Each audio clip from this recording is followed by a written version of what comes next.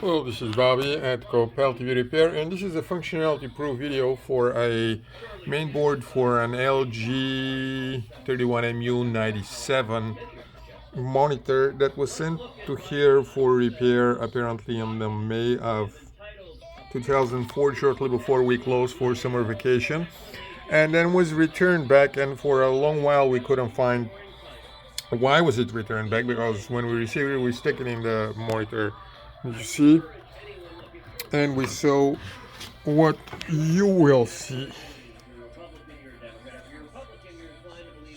Now it just works.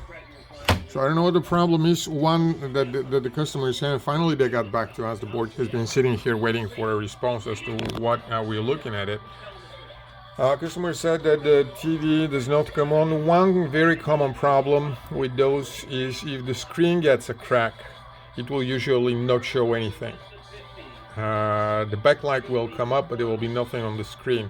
And there may be a very tiny crack somewhere, and I know that, of course, first-hand experience. We broke one of the screens that was lying here, and there was a screw that went underneath, and the whole screen disappears just from one simple crack. That's not how most of the TV LCDs crack and work, but this one does.